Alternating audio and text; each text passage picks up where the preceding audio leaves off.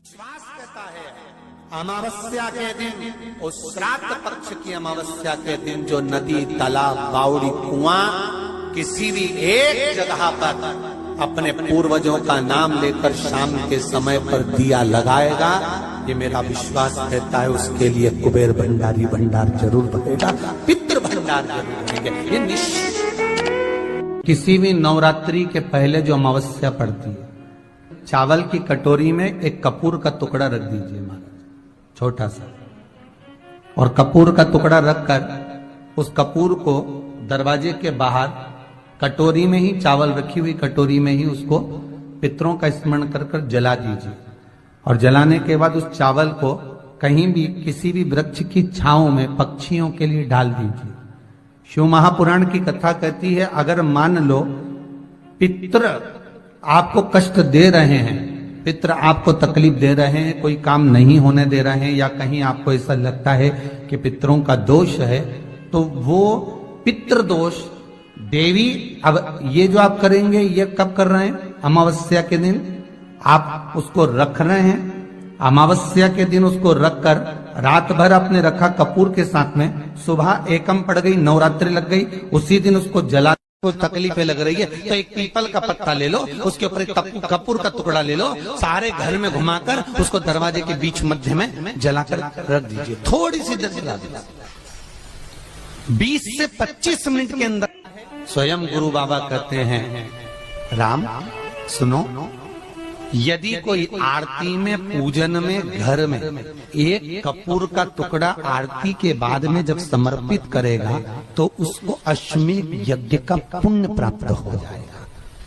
अश्वमेध यज्ञ के पुण्य को पाने के लिए कपूर का टुकड़ा आज भी आरती में जलाया जाएगा, आज भी।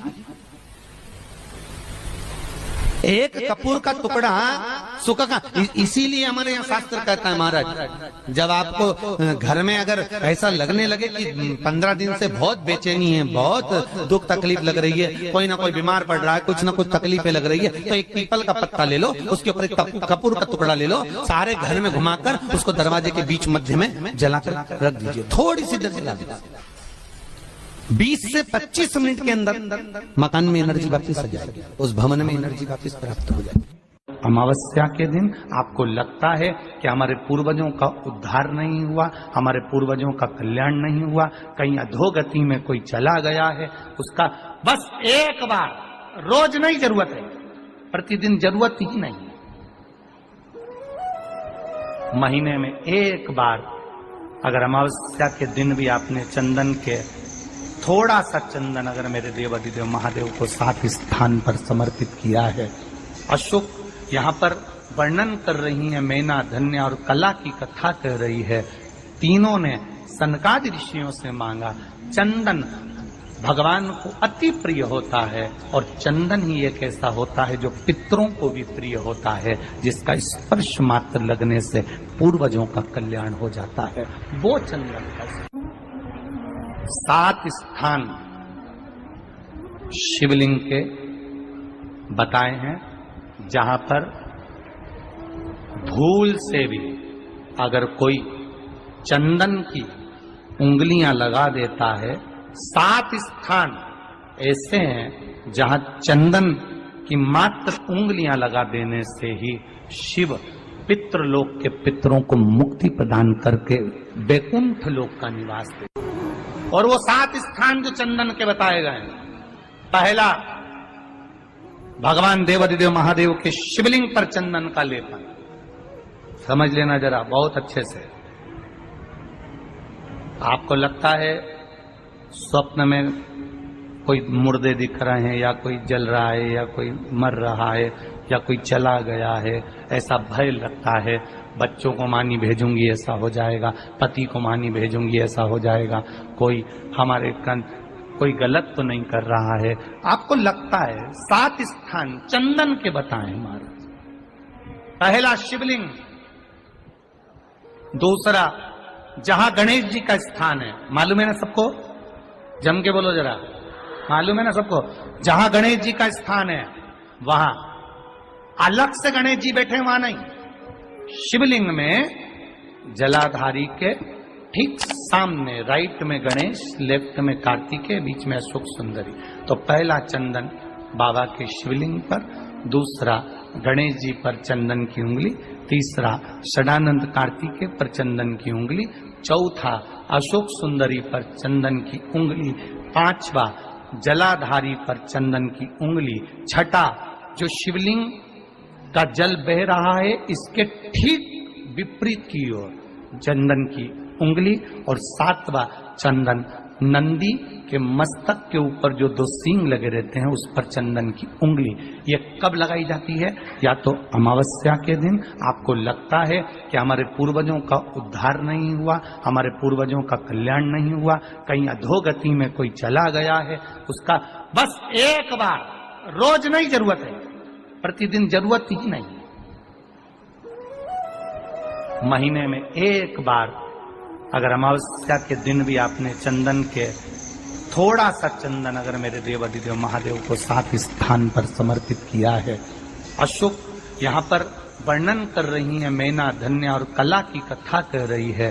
तीनों ने सनकादि ऋषियों से मांगा। चंदन भगवान को अति प्रिय होता है और चंदन ही एक ऐसा होता है जो पितरों को भी प्रिय होता है, जिसका स्पर्श मात्र लगने से पूर्वजों का कल्याण हो जाता है, वो चंदन का। आपके घर में पितृदोष है, आपको ऐसा महसूस होता है, आपको लगता है, तो किसी भी नवरात्रि के पहले जो अमावस्या पड़ती है, मान लो अपन अमावस्या पड़ी, आप एक अंदाजा लगाइए। तो यार अभी ना मुझे एक ऐप मिली एस्ट्रोटॉक नाम की। अबे नहीं, मैं कुछ रिव्यू नहीं कर रहा हूं। जिस दिन अमावस्या रहे उस दिन चावल की कटोरी में एक कपूर का टुकड़ा रख दीजिए महाराज, छोटा सा, और कपूर का टुकड़ा रखकर उस कपूर को दरवाजे के बाहर कटोरी में ही, चावल रखी हुई कटोरी में ही उसको पितरों का स्मरण कर कर जला दीजिए।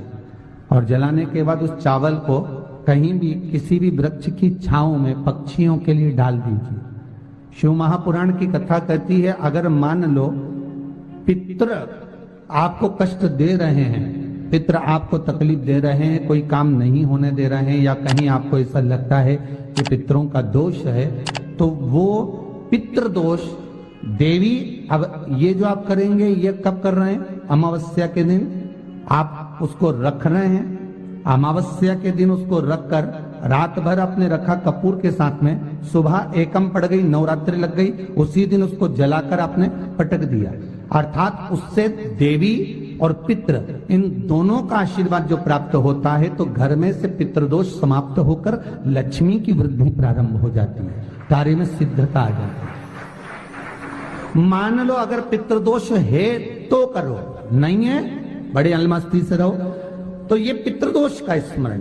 तो यहाँ शास्त्र कह रहा है कि पितरों का जो लोक होता है, पितर जो लोक होता है, उस पितृलोक में 64 योगिनियां प्रवेश नहीं करती। शिव महापुराण कर रही है, शंकर की कथा कर रही है। अमावस्या के दिन प्रदोष काल में, प्रदोष के समय पर, प्रदोष काल में शाम के समय पर जाकर किसी भी नदी, तालाब, बावड़ी, कुआं, कहीं ना कहीं जो आपके पास में हो, वहां पर एक घी का दिया, बत्ती का मुंह दक्षिण की ओर कर कर अवश्य जला कर जाना, सारे पितृ दोष समाप्त हो जाएगा। अगर नदी, तालाब, बावड़ी, कुआं नहीं है तो पीपल का वृक्ष हो या बेलपत्री का वृक्ष हो या बट का वृक्ष हो, उसके नीचे लगा दो प्रदोष काल में। पर अमावस्या के दिन लगाएं जरूर। क्यों? क्योंकि अमावस्या 16 दिन तक पितृ मृत्यु लोक में आने के बाद में भोजन ग्रहण करते हैं। अमावस्या के दिन पितृ शाम के समय प्रदोष